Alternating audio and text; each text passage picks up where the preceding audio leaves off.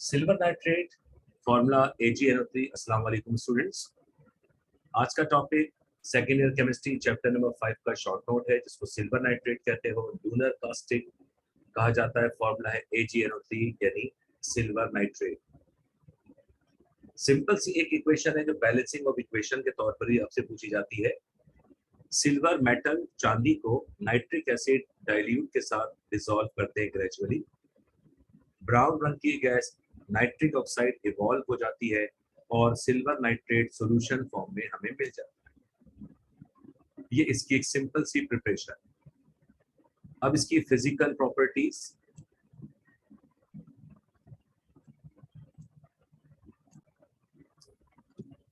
Silver nitrate की तैयारी में आपसे अभी कुछ देर पहले बात हुई कि सिल्वर मेटल को चांदी नाइट्रिक एसिड डाइल्यूट में ग्रेजुअली डिसॉल्व करते जाते हैं, तो एक सिल्वर नाइट्रेट का सॉल्यूशन मिलता है और ब्राउन कलर की गैस यहाँ से इवॉल्व हो जाती है। अब मैं जो बात कर रहा हूँ ये फिजिकल प्रॉपर्टीज कंसीडर की जाएंगी, प्लस जहां से केमिकल प्रॉपर्टीज स्टार्ट होंगी वहां से बता दूंगा। It is readily soluble in water. Silver nitrate पानी में आसानी से डिसॉल्व हो जाती है। अच्छा, बड़ी अहम बात यह है कि आमतौर पर आयोनिक कंपाउंड इनऑर्गेनिक सॉल्वेंट में तो सॉल्युबल होते हैं, मगर ऑर्गेनिक सॉल्वेंट में सॉल्युबल नहीं होते। मगर सिल्वर नाइट्रेट की खासियत यह है कि ऑर्गेनिक और इनऑर्गेनिक सॉल्वेंट्स दोनों में आसानी से डिसॉल्व हो जाती है। मसलन ethyl alcohol, pyridine, chapter number 7 में आपने बेटा एक जो पढ़ा था हेट्रोन्यूक्लियाई, हेट्रोसाइक्लिक, इसमें पायरिडीन का नाम दिया था बेंजीन एरोमेटिक कंपाउंड के साथ। उसके बाद देखो नंबर 3 से, this is the chemical properties of silver nitrate. 450 degree Celsius पर जब सिल्वर नाइट्रेट को हम हीट करते हैं तो ये डिकम्पोज हो जाती है, सिल्वर अलग हो जाएगी, नाइट्रोजन डाइऑक्साइड और ऑक्सीजन गैस यहाँ से रिलीज हो जाती है। इसका मतलब ये हुआ कि आपके पास सिल्वर नाइट्रेट को जब हम डिकम्पोज कर रहे हैं तो डिकम्पोजिशन 450 डिग्री सेल्सियस पर होगी। ये इक्वेशन अगर शॉर्ट नोट के तौर पर पूछा जाए सिल्वर नाइट्रेट तो पूरा टॉपिक लिखोगे, और ये इक्वेशन बैलेंसिंग के तौर पर भी सेक्शन बी में पूछी जाती है। सेक्शन बी के अंदर एक क्वेश्चन आता है जिसमें 4 इक्वेशंस होंगी, उन चारों को बैलेंस करना होता है। आपकी पूरी इनऑर्गेनिक केमिस्ट्री में बेटा इक्वेशंस की तादाद कमोबेश 170 है, 170। लिहाजा 170 इक्वेशन रखने से बेहतर है कि भाई 36 टॉपिक याद कर लीजिएगा इनऑर्गेनिक के, तो आपका सेक्शन बी ऑर्गेनिक का इनऑर्गेनिक का कंप्लीट हो जाएगा, तो आप वो क्वेश्चन छोड़ सकते हैं। 3rd नंबर पे केमिकल प्रॉपर्टी स्टार्ट हुई है, 4th नंबर पर भी केमिकल प्रॉपर्टी है। और आप में से अक्सर बच्चों ने बेटा इस काम को पढ़ना है चैप्टर नंबर 11 में जाकर, जहाँ पर केमिकल इंडस्ट्रीज इन पाकिस्तान की बात होगी। वहाँ पर सिल्वरिंग ऑफ मिरर का एक टॉपिक चैप्टर 9 में भी पढ़ोगे, और यहाँ पर ये सिल्वरिंग ऑफ मिरर का काम किया जा रहा है। कह रहे हैं जब हम इसको सोडियम हाइड्रोक्साइड के साथ रिएक्ट करवाते हैं सिल्वर नाइट्रेट को, तो सिल्वर हाइड्रोक्साइड बनता है जो कि बेटा डार्क ब्राउन सिल्वर ऑक्साइड में तब्दील हो जाएगा। सिल्वर हाइड्रोक्साइड व्हाइट होता है और जैसे जैसे वक्त गुजरेगा यह हल्का सा ब्राउन और ब्लैकिश ब्राउन में तब्दील होना शुरू हो जाता है। इक्वेशन ये रही। सिल्वर नाइट्रेट का रिएक्शन NaOH या NH4OH में से किसी के साथ भी किया जाए, ठीक है, तो लिहाजा NH4OH की बात कर लेते हैं। अमोनियम हाइड्रोक्साइड या सोडियम हाइड्रोक्साइड के साथ रिएक्शन करवा रहा हूं, तो सिल्वर नाइट्रेट NH4OH के साथ मिलकर सिल्वर हाइड्रोक्साइड बनाएगा व्हाइट, और एक कंपाउंड बनेगा अमोनियम नाइट्रेट। फिर बना हुआ सिल्वर हाइड्रोक्साइड बेटा खुद को डिकम्पोज कर लेता है, ठीक है, सिल्वर ऑक्साइड में तब्दील हो जाएगा, और सिल्वर ऑक्साइड Ag2O जो है ये ब्राउन कलर का एक डार्क ब्राउन सॉल्यूशन बनता है। बेटा नेक्स्ट केमिकल प्रॉपर्टी है जिसको आप लोगों ने चैप्टर नंबर 5 के अंदर ही कॉम्प्लेक्स कंपाउंड की फॉर्मेशन के दौरान पढ़ रखा है। डाइअमाइन सिल्वर 1 नाइट्रेट क्यों और कैसे बन रहा है, तो सुनो। सिल्वर नाइट्रेट को जब हम एमोनिया के साथ मिक्स करते हैं तो बेटा सिल्वर नाइट्रेट एमोनिया के साथ मिक्स होकर एक्सेस अमाउंट ऑफ एमोनिया के साथ पहले ब्लू कॉम्प्लेक्स कंपाउंड बनाता है ब्लू, और फिर मजीद एमोनिया मिलाएंगे तो बेटा ये precipitate Aahista Aahista blue deep blue colour में तब्दील हो जाता है, और डीप ब्लू कलर में तब्दील होने वाला ये compound diamine silver 1 nitrate consider किया जाता है। इस तरह से ये आपके पास कुछ chemical properties of silver nitrate का हिस्सा था। अब इसके बाद बेटा यूजेस ऑफ सिल्वर नाइट्रेट है। It is used in silvering of mirror, it is used for the detection of halide ions, and it is used as casting in surgery as lunar casting. आमतौर पे बेटा medical sciences के अंदर जहाँ पर चोट वगैरह लग जाती है तो जख्म को हील करने के लिए भी सिल्वर नाइट्रेट का सोल्यूशन इस्तेमाल किया जाता है। ये था सिल्वर नाइट्रेट से मुतालिक एक शॉर्ट नोट। उसके बाद एक और शॉर्ट नोट आता है जिसका नाम है कॉपर सल्फेट, जिसको ब्लू विट्रियोल का नाम देते हैं, नीला थोथा। तोता नहीं है, ये थोथा है। अब आइए इसकी प्रिपरेशन आपके सामने है कि how can we prepare copper sulphate. तो बेटा यहाँ पर डिफरेंट मेथड्स दिए गए हैं। एक है डायरेक्ट मेथड। डायरेक्ट मेथड का मतलब कॉपर मेटल पर डाइल्यूट सल्फ्यूरिक एसिड और एक्सेस अमाउंट ऑफ एयर की प्रेजेंस में मिलाया जाए तो कंपाउंड कॉपर सल्फेट सॉल्यूशन बन जाएगा। इसके अलावा हम और आप इस बात को अच्छी तरह जानते हैं कि एसिड्स जब मेटल ऑक्साइड से रिएक्ट करेगा या मेटल कार्बोनेट से रिएक्ट करे तो भी उसी का अपना स्पेसिफिक सॉल्ट बन जाता है। तो जब हम कॉपर ऑक्साइड, जो कि ब्लैक कलर का कंपाउंड है कॉपर ऑक्साइड, H2SO4 डाइल्यूट के साथ रिएक्ट करेंगे तो कॉपर सल्फेट और वाटर बनेगा। जबकि कॉपर कार्बोनेट पर जब डाइल्यूट H2SO4 रिएक्ट करवाते हैं तो कॉपर सल्फेट और कार्बन डाइऑक्साइड गैस बनेगी, जबकि वाटर एक्वा सॉल्यूशन के तौर पर ये कॉपर सल्फेट मौजूद रहेगा। इस तरह दो मेथड्स हैं जिनकी तीन इक्वेशंस हैं। कॉपर डायरेक्टली सल्फ्यूरिक एसिड और एक्सेस अमाउंट ऑफ एयर के साथ मिलाया जाए डाइल्यूट सल्फ्यूरिक एसिड और हीट करेंगे तो कॉपर सल्फेट का सॉल्यूशन बनेगा एक। या फिर ब्लैक पाउडर कॉपर ऑक्साइड को डाइल्यूट सल्फ्यूरिक एसिड से मिलाइए तो भी कॉपर सल्फेट का सॉल्यूशन बनेगा एक्वस। या copper carbonate sulphuric acid dilute के साथ मिलने पर कार्बन डाइऑक्साइड गैस इवॉल्व हो जाएगी और एक्वस कॉपर सल्फेट का सॉल्यूशन मिल जाएगा। अब आ जाइए प्रॉपर्टीज। ये पहली और दूसरी प्रॉपर्टी आमतौर पर फिजिकल प्रॉपर्टीज कंसीडर की जाती है। बेटा ये एक क्रिस्टलाइन सॉलिड है जो पानी में आसानी से डिसॉल्व हो जाता है। अब इसके दो डिफरेंट फॉर्मूले हैं। हाइड्रेटेड कॉपर सल्फेट CuSO4.5H2O, इसका कलर ब्लू होता है, जबकि एनहाइड्रस कॉपर सल्फेट जो CuSO4 वो कलरलेस होता है यानी व्हाइट होगा। हाइड्रेटेड कॉपर सल्फेट का फॉर्मूला नंबर थर्ड में आप देख सकते हो। बेटा नंबर थर्ड में आ गया कि जब हम 230 डिग्री सेल्सियस पर, देखो ऊपर में इक्वेशन थी सिल्वर नाइट्रेट 450 डिग्री सेल्सियस पे जब आपने गर्म किया था सिल्वर नाइट्रेट डिकम्पोज होकर सिल्वर, नाइट्रोजन डाइऑक्साइड और ऑक्सीजन में तब्दील हुआ था। मगर जब हम कॉपर सल्फेट ब्लू, ये है बेटा हाइड्रेटेड कॉपर सल्फेट CuSO4.5H2O, इस कंपाउंड का कलर ब्लू होता है।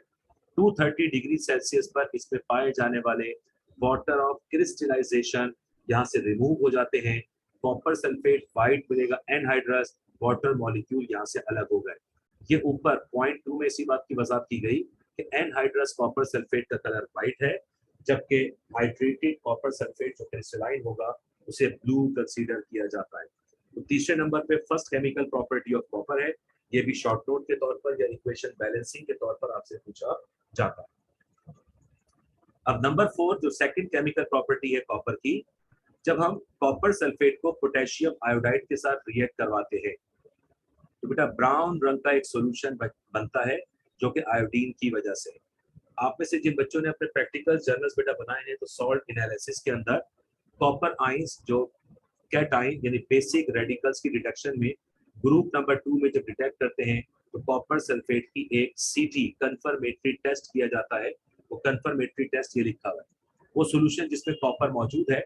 जब हम इसमें पोटेशियम आयोडाइड का सॉल्यूशन कलरलेस सॉल्यूशन डालते हैं तो बेटा पहले ये सॉल्यूशन हल्का सा ब्राउन और फिर चॉकलेटी ब्राउन हो जाता है due to the formation of Cu2I2, यानी बन जाता है क्यूप्रस आयोडाइड Cu2I2, और फिर आखिर में ब्लैक होने की वजह आयोडीन क्रिस्टल्स नीचे बैठना शुरू हो जाते हैं। नेक्स्ट केमिकल प्रॉपर्टी जो एक कॉम्प्लेक्स कंपाउंड बनाने की वजाहत है, कॉपर सल्फेट को एमोनिया के साथ जब मिलाया जाता है तो कॉपर हाइड्रोक्साइड बनेगा। बेटा इसका कलर ब्लू होता है और ये ब्लू प्रेसिपिटेट फॉर्म करेगा, यानी insoluble blue white precipitate powder सा नीचे बैठ जाएगा। और जब हम इसी टेस्ट ट्यूब के अंदर axis amount of ammonia add करेंगे तो कॉपर सल्फेट इस एक्सिस एमोनिया के साथ मिलकर एक कॉम्प्लेक्स कंपाउंड बनाता है जिसका नाम है टेट्रामाइन कॉपर 2 सल्फेट। CuNH3 4 बार आ गए तो एमोनिया बेटा अमाइन पड़ा जाता है। और आप ये देख रहे हो कि इस पर आपका पूरा का पूरा कॉम्प्लेक्स साइन पॉजिटिव है, क्योंकि बेटा राइट हैंड साइड पर नेगेटिव आइन मौजूद है सल्फेट, तो पूरा कॉम्प्लेक्स आ गया पॉजिटिव, तो टेट्रामाइन कॉपर 2 सल्फेट। उसके बाद कॉपर सल्फेट के यूजेस में देखिएगा, it is used as mordant in dyeing. देखिए आमतौर पर कपड़ों को रंगने के लिए एक सॉल्यूशन में पहले डिप करके रखा जाता है, जिससे एक तो उनका कलर पक्का हो जाएगा और फिर कीड़े मकोड़े भी बेटा उस चीज की तरफ अट्रैक्ट नहीं होते। इस चीज को, इस मटेरियल को नाम देते हैं मॉर्टेंट। इसके अलावा बेटा ग्रीन कलर का पिगमेंट बनाने के लिए कॉपर सल्फेट यूज करते हैं।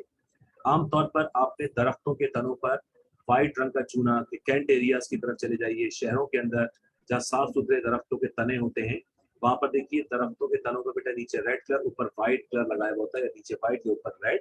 तो वजह होती है कि इसमें चूना, कैल्शियम हाइड्रोक्साइड के अंदर कॉपर सल्फेट को मिलाते हैं, ताकि इसको कहते हैं मिल्क ऑफ लाइम, जिसकी वजह से पौधों में लगने वाले फंगस को खत्म किया जा सकता है। आपने कॉपर सल्फेट को बेटा कॉपर प्लेटिंग के तौर पर भी इस्तेमाल करते हुए सुना है, जैसा कि आप लोगों ने कल पढ़ा था कि किस तरह से एक्सट्रैक्शन ऑफ कॉपर हुई। तो कॉपर सल्फेट का सोल्यूशन आपने एक इलेक्ट्रोलाइट के तौर पर इस्तेमाल किया था। वो इलेक्ट्रोप्लेटिंग, जब कॉपर मेटल को किसी और मेटल पर डिपॉजिट किया जाए, कॉपर सल्फेट को वहां एज इलेक्ट्रोलाइट इस्तेमाल करते हैं। ये दो शॉर्ट नोट्स आपके यहाँ पर कंप्लीट हो गए हैं। इसके बाद अगला शॉर्ट नोट है कि आमतौर पे बेटा आप में से बहुत से बच्चे इस शॉर्ट नोट को चाहे तो छोड़ सकते हैं, मगर यहाँ एक फॉर्मूला एमसीक्यूज की बुनियाद पर आपसे पूछा जाता है। व्हाट इज द फॉर्मूला क्रोमाइड ओ? तो FeO.Cr2O3 बेटा ये क्रोमियम का एक ऐसा कुदरती कंपाउंड है जिसको मिनरल ऑफ क्रोमियम भी कहते हैं, और इसका कमर्शियल नाम है क्रोमाइड। फॉर्मूला है FeO.Cr2O3।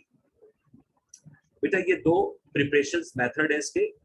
जब हम क्रोमाइड ओर को पोटेशियम कार्बोनेट के साथ गर्म करते हैं इन प्रेजेंस ऑफ एयर, तो बेटा K2CrO4, इस फॉर्मूले का नाम है potassium chromate. K2CrO4 is called potassium chromate. Second method बेटा इसकी प्रिपरेशन का, जब हम क्रोमियम ऑक्साइड को गर्म करते हैं, बॉयल करते हैं पोटेशियम हाइड्रोक्साइड की प्रेजेंस में, और ब्रोमीन वाटर ऐड कर दिया जाए। जब बेटा ब्रोमीन वाटर इसमें ऐड कर देते हैं, तो फिर वहां पर हमारे आपके पास एक कंपाउंड मिलता है जिसको नाम देते हैं K2CrO4 मींस पोटेशियम क्रोमेट। बेटा ये दो तैयारी के तरीके पोटेशियम क्रोमेट की इक्वेशंस के फॉर्म में है। जिन्हें इक्वेशंस याद करना मुश्किल लगता है तो वो ये टॉपिक छोड़ सकते हैं। अगर इसको शॉर्ट नोट अगर छोड़ोगे तो आपको मुतबादिल क्वेश्चन सेक्शन बी में मिल जाएंगे। अब बेटा ये फिजिकल प्रॉपर्टीज एमसीक्यूज के तौर पर याद रखनी है, इस वजह से आपको ये टॉपिक पढ़ाया जा रहा है। आमतौर पर ये लेमन येलो कलर की क्रिस्टल्स होती है। They are yellow, lemon yellow crystalline solid, highly soluble in water, और जब इसको पानी में डिसॉल्व करते हैं तो बेटा इसका येलो कलर का सॉल्यूशन बनता है। आप में से कुछ बच्चों ने बेटा पोटेशियम क्रोमेट का कंपाउंड इस्तेमाल किया था ग्रुप नंबर 5 में, जब हम कैटाइन के सॉल्यूशंस कैल्शियम बेरियम की बात करते हैं तो वहां पर पोटेशियम क्रोमेट का सॉल्यूशन शामिल किया जाता है। बहरहाल तो प्रैक्टिकल से कंसर्न, जब सल्फ्यूरिक एसिड इसमें शामिल किया जाएगा तो बेटा ये क्रोमेट का आयन डाइक्रोमेट आयन में तब्दील हो जाता है। इक्वेशन देख लो, CrO4 जिसका चार्ज है -2, सल्फ्यूरिक एसिड से आने वाले H पॉजिटिव आयन बेटा इसको CrO4 को बदलकर Cr2O7 में तब्दील कर देते हैं।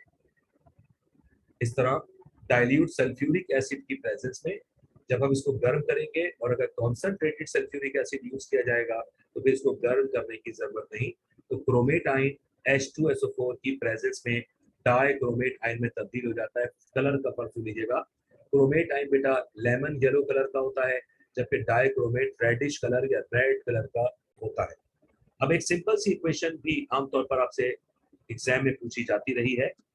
इक्वेशन कंप्लीट करने को ये दी गई थी कि 2H positive plus CrO4 minus का 2।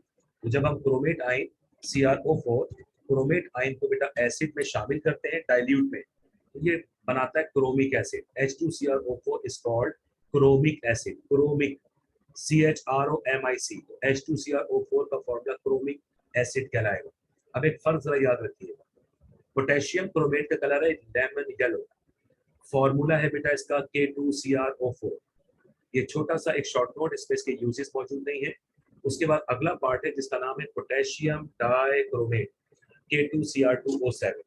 बेटा पोटेशियम क्रोमेट की तरह इसकी तैयारी के कुछ तरीके तुम्हारे सामने हैं। K2CrO4 पोटेशियम क्रोमेट से पोटेशियम डाइक्रोमेट बनाया जाता है, जो अभी कुछ देर पहले ऊपर आपने इक्वेशन को देखा, by addition of sulphuric acid chromate ion yellow colour से रेड कलर के डाइक्रोमेट आयन में तब्दील हो जाता है। वो इक्वेशन तुम्हारे सामने कि जनाब कॉन्सेंट्रेटेड सल्फ्यूरिक एसिड K2CrO4 के साथ जब मिक्स किया जाएगा, ठीक है, अगर कॉन्सेंट्रेट होगा तो हीट नहीं करेंगे, डाइल्यूट होगा तो हीट करना पड़ेगा। तो बेटा येलो कलर का सोल्यूशन पोटेशियम क्रोमेट का रेड कलर के सोल्यूशन पोटेशियम डाइक्रोमेट में तब्दील हो जाता है। It is also prepared by treating saturated solution of sodium dichromate with calculated amount of potassium chloride. बेटा आमतौर पर हम ये वाला काम अपने लेबोरेटरी में भी करते हैं टेस्ट करने के लिए, ठीक है। तो सोडियम डाइक्रोमेट Na2Cr2O7 फॉर्मूला है सोडियम डाइक्रोमेट का। जब पोटेशियम क्लोराइड का सॉल्यूशन लेकर इसको गर्म किया जाता है तो बेटा सोडियम क्लोराइड के साथ साथ K2Cr2O7 यानी पूरा सॉल्यूशन आपको मिलेगा रेड कलर का सॉल्यूशन। अब आ जाइए प्रॉपर्टीज में। ये बेटा इसकी पहली प्रॉपर्टी, इसकी फिजिकल और केमिकल दोनों साथ दे दी गई है। It is moderately soluble in water. Potassium chromate highly soluble, मगर पोटेशियम डाइक्रोमेट निस्बतन कम डिसॉल्व होता है as compare to potassium chromate. कह रहे हैं कि जनाब ये एक ऑरेंज कलर का सॉल्यूशन बनाएगा जो आहिस्ता आहिस्ता कुछ देर रखने के बाद येलो हो जाता है अगर उसमें हम सोडियम हाइड्रोक्साइड या पोटेशियम हाइड्रोक्साइड की थोड़ी सी मिकदार शामिल कर लें। तो लीजिए K2Cr2O7 प्लस KOH, तो बेटा पोटेशियम डाइक्रोमेट खुद को पोटेशियम क्रोमेट में तब्दील कर लेता है, तो ऑरेंज रेड कलर का ये सॉल्यूशन मिलाकर येलो कलर में तब्दील हो जाएगा। जब हम पोटेशियम क्रोमेट को ट्रीट करते हैं कॉन्सेंट्रेटेड H2SO4 के साथ, तो बेटा क्रोमियम ऑक्साइड या क्रोमिक ऑक्साइड बनता है CrO3। अब इसके बाद ये वाला बेटा क्रोमाइल क्लोराइड टेस्ट कहलाता है। हमारी गर्ल्स स्टूडेंट जानती हैं कि आमतौर पर उनके कॉलेजेस में उनकी टीचर क्लोराइड के कंफर्मेटरी टेस्ट के लिए सिल्वर नाइट्रेट के बजाय ये वाला टेस्ट करवाती हैं।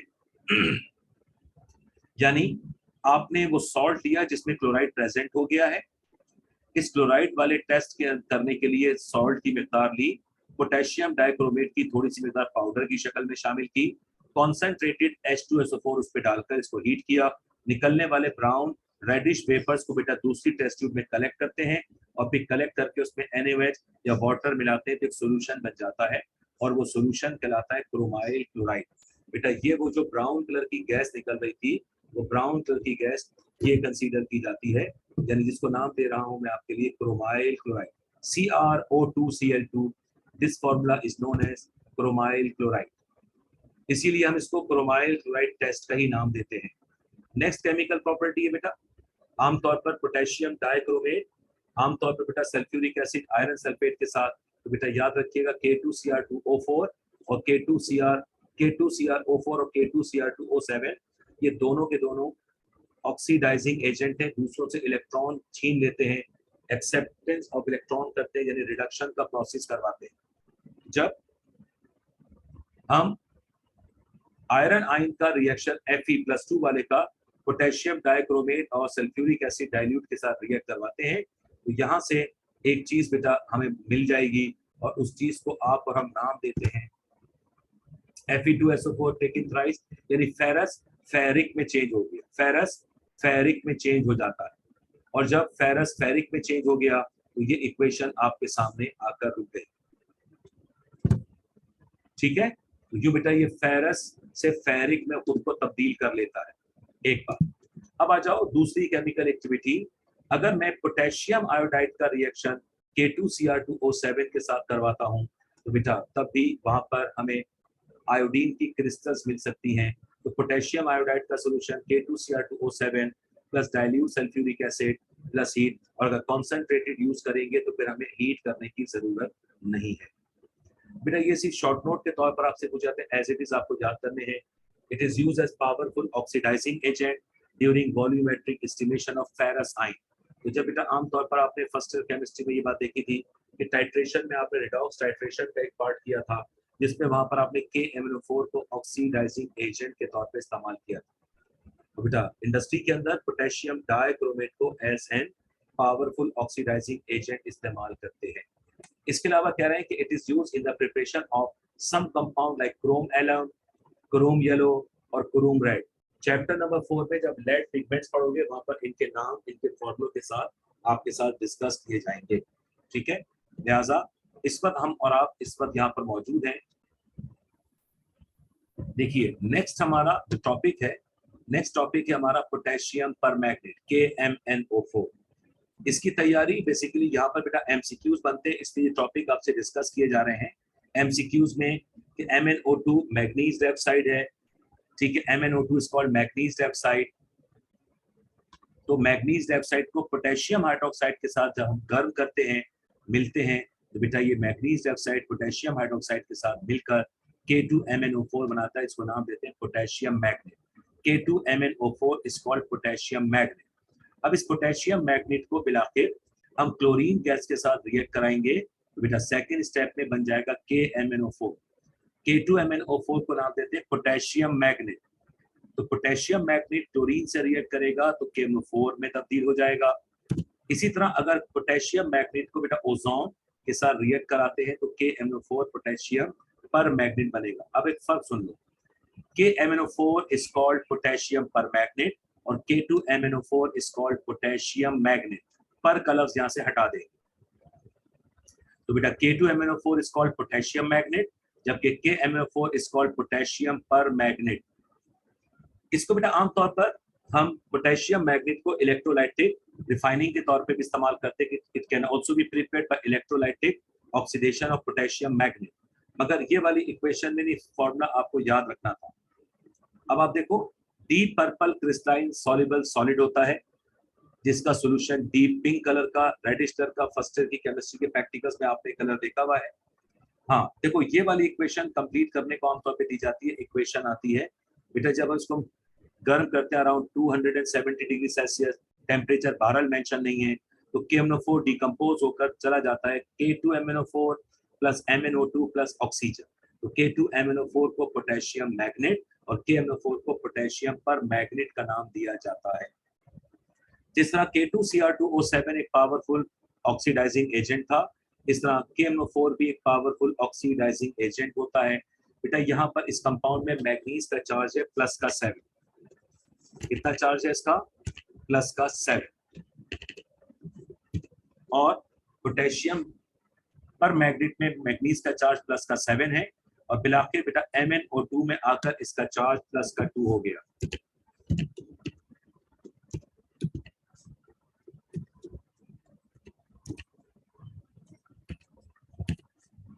तो यूं इसमें ताकतवर पावरफुल ऑक्सीडाइजिंग एजेंट होने की सलाहियत मौजूद है, यानी पोटेशियम पर मैग्नेट प्लस के 7 से खुद को प्लस के 2 वाले कंपाउंड में तब्दील करने की सलाहियत रखता है। और जब ये सलाहियत की बात की जा रही है तो फिर आप और हम इस चीज को अच्छी तरह समझ सकते हैं, जो बेटा दूसरों से इलेक्ट्रॉन लेकर अपने इलेक्ट्रॉन की कमी को पूरा कर ले, उस सब्सटेंस को आप और हम नाम देते हैं क्या? Oxidising agent. तो प्लस के 7 से प्लस के 2 में तब्दील हो रहा है। पोटेशियम पर मैग्नेट को KMnO4 को पोटेशियम आयोडाइड के सॉल्यूशन के साथ मिलाएं तो पोटेशियम आयोडाइड बेटा एक कंपाउंड है जिसको हम नाम देते हैं रिड्यूसिंग एजेंट। तो यूं KMnO4 एक ऑक्सीडाइजिंग एजेंट है जबकि पोटेशियम आयोडाइड एक रिड्यूसिंग एजेंट है। तो एक कंपाउंड बनता है पोटेशियम आयोडेट KiO3। ठीक है, लिहाजा इसकी सेकंड इक्वेशन याद करने की जरूरत नहीं है। KMnO4 plus potassium iodide change into potassium iodate alkaline solution. बेटा इसके स्ट्रक्चर में यूजेस का हिस्सा देख लो, इसका इस्तेमाल क्या है। इसका इस्तेमाल सिंपल सा है बच्चों, और वो इस्तेमाल क्या कंसीडर कर रहे हैं देखते हैं आपके लिए। It is use as disinfectant and oxidising agent. बेटा शायद आप में से कुछ लोगों को इल्म नहीं है, पोटेशियम पर मैग्नेट घरों के अंदर बेटा आमतौर पर जो अंडरग्राउंड वाटर टैंक होते हैं उनकी सफाई के लिए ग्रेजुअली पोटेशियम पर मैग्नेट की अमाउंट शामिल की जाती है, क्योंकि इसके रिएक्शन से बेटा बैक्टीरिया किल हो जाते हैं। तो ये एक ऑक्सीडाइजिंग एजेंट और एक डिसइंफेक्टेंट के तौर पर इस्तेमाल किया जाता है। आज हम अपनी क्लास को इन्हीं चीजों पर रोकेंगे, ठीक है।